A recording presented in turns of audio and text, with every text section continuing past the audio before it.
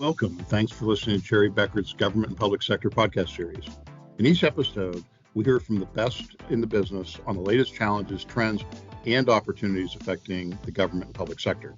I'm Christian Fjellgraf, leader of Cherry Becker's Government and Public Sector industry team. I hope you enjoy, and thank you for joining. Hello, everyone. I'm excited to be continuing our series on newly released GASBs with Scott. Today, we will be covering GASB 102, certain risk disclosures. My name is Danny Martinez. I lead our National Government and Public Sector Accounting Advisory Group. Within our group, we do quite a few things around assisting with governmental accounting and financial reporting. So if you find yourself needing additional staffing, needing additional GASB expertise, drafting the act for things such as bank recs, implementing new accounting standards, all of those things fall within our umbrella in the Government Public Sector Accounting Advisory Group. Happy to be your host today. And Scott, welcome again. And will you please introduce yourself? Sure. My name is Scott Anderson. I've been with the firm for almost 19 years now. I've got two hats within the firm. I'm the technical lead on our government and public sector audit practice, and I also help Danny out on the advisory, providing accounting and financial reporting services to clients who need those resources. So happy to be here. Thank you, sir. All right, so let's go ahead and start off. So we have podcasts in this series on GASB 100, GASB 101. We also have done webinars and articles on these. So now we're moving on to GASB 102. So can you tell me what GASB 102 is and when it will be effective? Sure. And this is a pronouncement that is near and dear to my heart. When I was at the GASB, I did spend some time on this project, and I have the rare distinction of not being involved in any of the decisions that were made. I came into it after a lot of the technical decisions had been made, but then I helped put together the exposure draft. So I know a lot about it without taking any credit or blame for anything. So what it is it's one of those pronouncements that only requires a disclosure. So there's no accounting guidance here. It just requires disclosures when certain risks, which are narrowly defined, impact a government's ability to provide services, or potentially impacts the government's ability to provide services or meet its obligations as it comes to. And it will be effective for fiscal years beginning after June 15, 2024. So for our governments that have a fiscal year ending June 30th, 2025, they'll be the first ones to implement this guidance. Great. And so some of our government listeners might be thinking, well, I already have to show some risks like credit risk in the notes to the financial statements. So can you give them some background on why GASB took on this project? Sure. This project actually has been in the works. Well, it hasn't been in the works, but it had been kind of on the list of potential projects for a long time. When the GASB issued or put together GASB 62, which, as you know, incorporated some of the AICPA and FASB guidance into the GASB literature. They considered a lot of the FASB guidance, one of which was FASB Topic 275, certain risks and uncertainties, and determined whether or not that should be incorporated into the GASB codification. And at that time, they held off on it, wanting to spend more time assessing it in light of the government environment. So that was never incorporated into GASB 62. We still see some remnants of it in our financial statements. For example, GASB or FASB Topic 275 talks a lot about estimates and concentrations and nature of operations. None of that stuff was incorporated, but we always see that significant estimate footnote in the financial statements. Not required by GASB, but a lot of our, auditors probably have required it just because it's always required on the FASB statements. So this project was taken on to evaluate that, and ultimately some of the things in FASB Topic 275 did not make the cut. No requirement to disclose estimates, no requirement to disclose concentrations if that's all you have as a concentration. But this really kind of gained ground with COVID-19. when that resulted in a lot of governments struggling. There really was no requirement to put this any kind of a disclosure on the effect. So that's kind of where this project started. Right. Yeah, you mentioned it having been on the list, something they've been wanting to deal with for a while. Makes a lot of sense that with COVID-19 being the impetus for this to actually get put on GASB's agenda in September of 2020. So it had been in the works for a little bit over 3 years from when it actually got put onto the technical agenda to issuance of the final pronouncement. Can you give us, since you were there at GASB, can you give us a little bit of the behind the scenes on why it took a little over 3 years from agenda to issuance? Sure. I don't think it was anticipated that it was going to take that long. The project was assigned to a practice fellow who was there for 2 years, and I think the thought was that she would be able to finish it in her 2-year period. But shortly after, they stopped and wanted to go out for more outreach. Each of the board members were in agreement that there needed to be some sort of disclosure requirement, and each of them had kind of a similar idea of what the ending result should be, but there was a lot of deliberation and discussion about what was required to get to that end result. So Scott, you mentioned there that there's a lot of back and forth with the board members in terms of what, they're all in general agreement, but in terms of maybe some of the specifics. So were the board members able to get on the same page? No, they weren't actually. In the exposure draft, there were 2 alternative views. Well, one alternative view by 2 board members that was put in there, and one of which was the GASB chair, which is kind of a rare thing for the GASB chair to not approve. The alternative view related to the likelihood of an event happening. For most of the life of the project, reasonably possible was the likelihood that they were going to go with, and a lot of board members felt like that was going to result in too many disclosures. The goal here was to test drive concept statement 7. They wanted all essential information included, but nothing more than what was essential.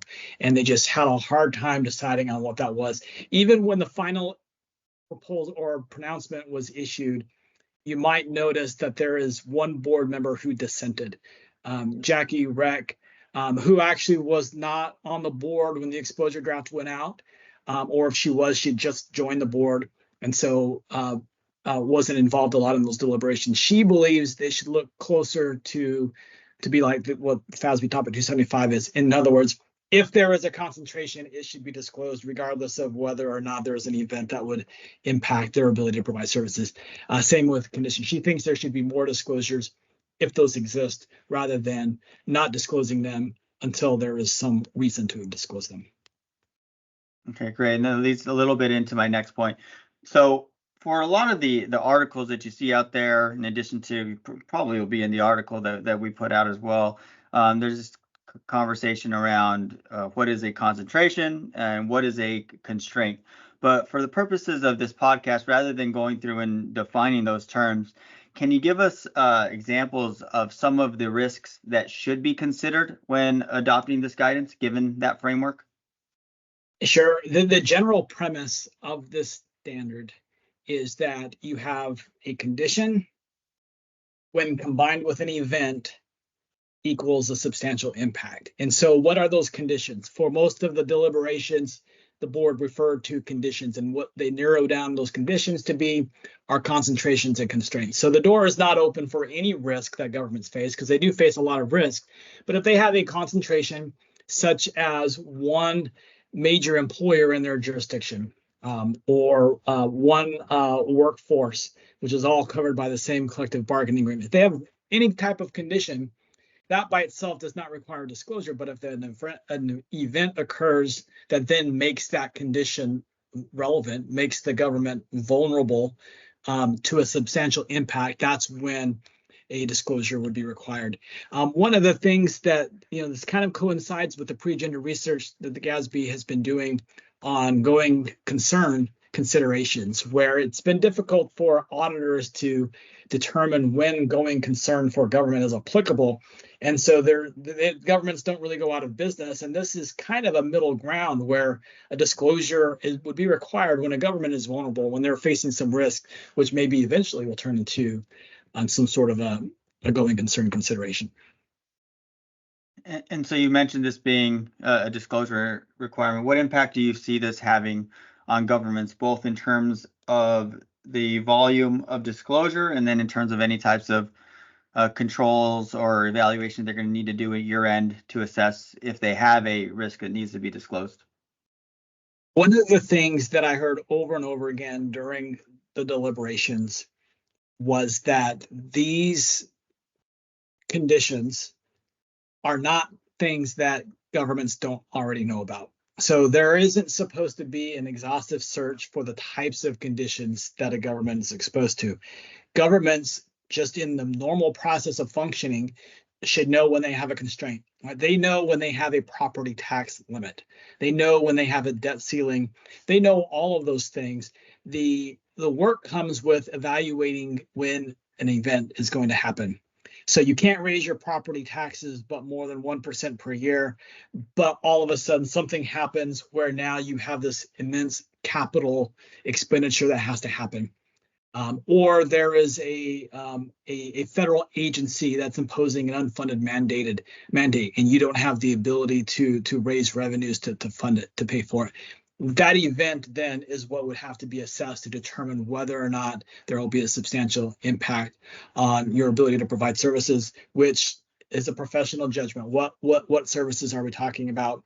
What is substantial impact? Substantial isn't very well defined in GASB literature.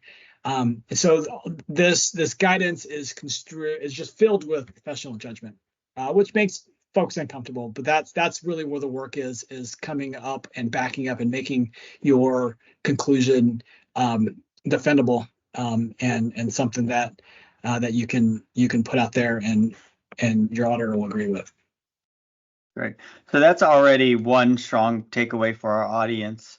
I was wondering, as we end all of these podcasts in the series, we ask our guests or co-host in this case for their one takeaway. So if you wouldn't mind, can you share one more final takeaway related to GASB 102 that you'd like our audience to know about? Yeah, one thing that I think is interesting with this is you wouldn't expect that state governments to be in a position where a condition like a concentration or a constraint would impact them. You would expect that most of this would apply to smaller governments. Perhaps a small government, a city in a tourist destination where they have this concentration of a specific industry. That's where you would expect this to impact most. Yet they did consider that there's when they define a constraint, they say a constraint is a limitation that is imposed by an external party or by formal action of the government's highest level of decision-making authority. That's specifically for a state government, because a highest level of decision-making authority for a municipality is something that could easily be changed. But when you talk about a state where you've got a general assembly passing laws that then the state has to follow, and it's just as constraining as an external restriction, that also kind of brings in state governments. And so it applies at both levels, which I don't think is obvious when you first read this.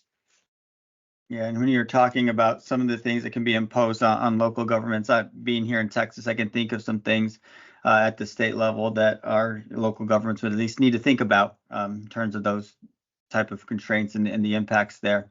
Well, thank you very much, Scott, for this third in our podcast series on newly issued GASB pronouncements. If you'd like to reach out to Scott, you can reach out to him at sanderson@cbh.com. One of Scott's favorite things is that there is now a Scott Anderson at the firm. So we have two Scott Andersons. There is a Scott.Anderson and a S. Anderson. So you can reach this Scott at sanderson@cbh.com. Send the spam mail to the other Scott Anderson. You can also reach out to me at danny.martinez@cbh.com. And we are currently booking for our fiscal year 24 year end and act for assistance. So if you're a June 30 or 9/30 year end, please reach out to one of the two of us, and we'd be happy to discuss how we're helping governments across the country, strengthen their financial reporting, increase their government accounting expertise, and really just be additional boots on the ground for any of your needs. So thank you so much and have a great rest of your day.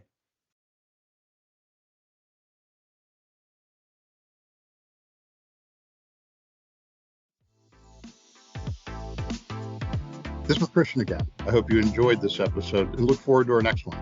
Don't forget to subscribe.